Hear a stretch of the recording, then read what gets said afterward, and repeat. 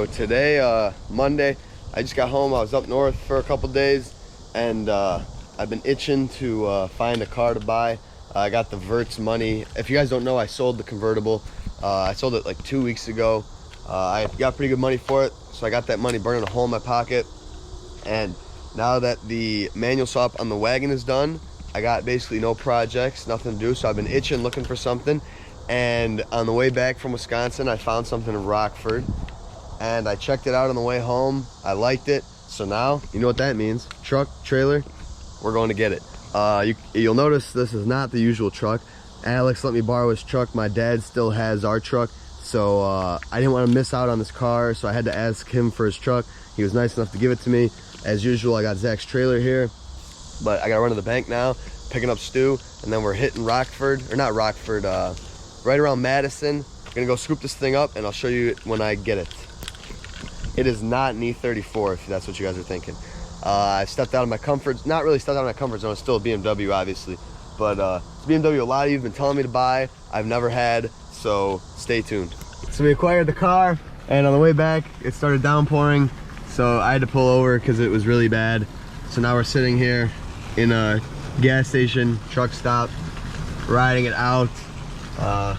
You can kind of see it right there. So this is brutal. We're still 2 hours away from home. I'm gonna try to wait out the storm, see what happens. All right, we made it home. Well, semi-home, back in the neighborhood. Things got a little dicey there when I was at that truck stop. After that, it died down a little bit and we were able to make it home. Still pretty heavy rain, but not that bad. So what should have been like a 2-hour trip took probably like 3.5, which sucks. It's 5:30, back in the area. Gonna unload this thing, show you guys what I got, and yeah, maybe you guys can tell from here. Ladies and gentlemen, we are finally home, and let me turn around and show you guys what I got. My first E30. Everyone and their mother tells me to buy an E30. Everyone thinks my E34s are E30s, and I never really liked E30s. I never really cared for them because to me, I preferred an E34, and they looked kind of just very similar. And this was a huge impulse. It popped up on the marketplace, and the guy wanted like a lot of money. I saw the price split in half. So basically the story, is maybe you can tell, probably not, it's not that low. It's bagged. It's a 1989 325i on airlift. So the description said, motor leaks oil, standing, needs new engine. And I was like, I don't know what that means. I talked to the guy. I didn't even ask him about it. I just said, you know where it leaks? He said, no. I said, all right, this is probably an opportunity to go snag a car that doesn't actually need an engine. And surely enough, I get there, and you know, I'm fresh off the boat with this thing. I have not looked at it. I haven't messed with it, so I don't know. It could be blown. It might not. I will make videos and I will tell you guys and show you guys what I'm finding. It's got no oil in it, but no apparent leaks. Very weird. But I'm gonna dig into that. Aside from that, 170,000 miles, 4-door E30 on airlift. Ignore the VAR stones. It came on them, which is cool. The guy didn't even take them. They're garbage though. I'm gonna definitely get rid of them. Very clean black interior. Aside from this tear, crack-free dash, which is astonishing. There's some weird holes in it though, which I don't understand. Some probably cheap wheel. I think it's like probably like an NRG or something. Came with that nonetheless. It has it's a 5-speed, of course. It has a short shifter, so you can see super short gears. It feels really good, so that's cool.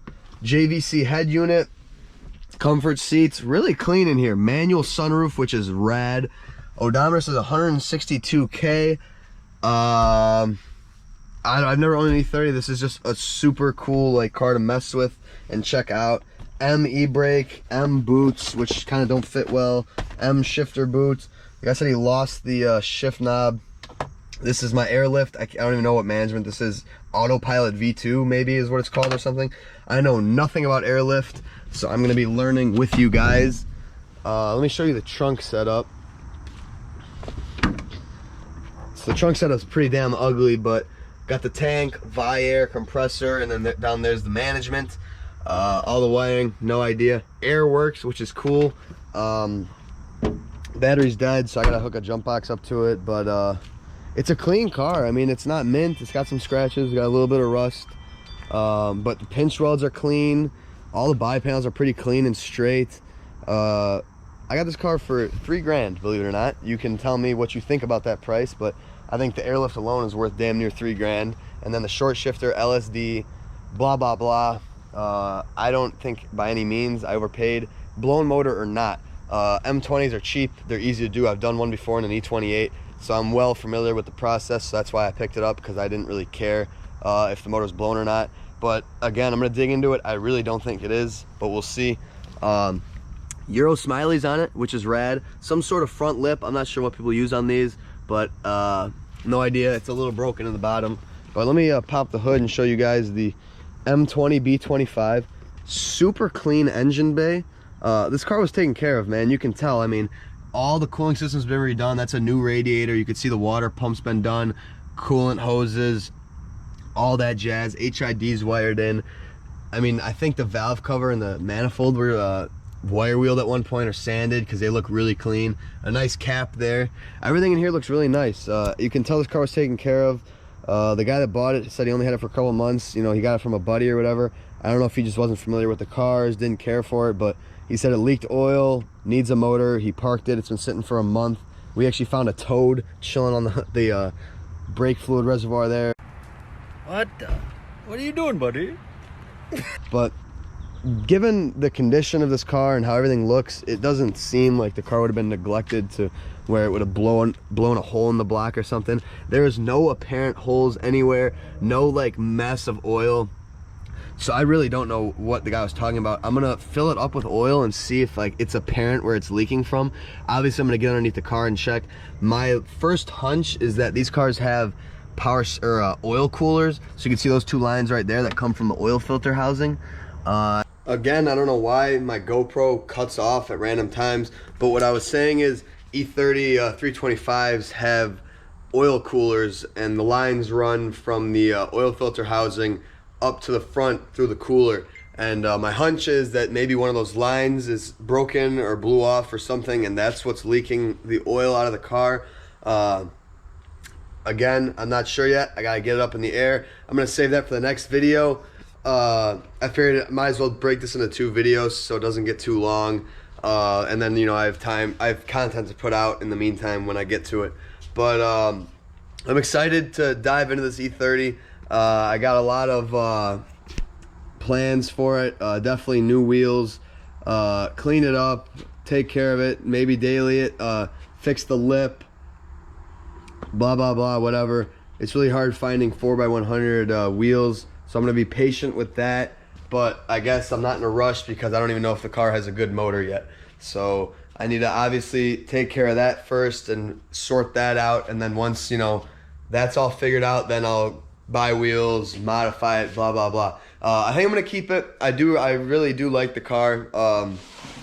It looks good and it's a clean car, and why not hold on to it? I think I am gonna split with my touring, to be completely honest. I think it's just the time has come, and if I have the E30, then that'll fill the void. So we'll see. I'll see you guys in a few days when I upload the video of me actually delving into the E30 and figuring out what's wrong with it. So stay tuned. Thank you for watching.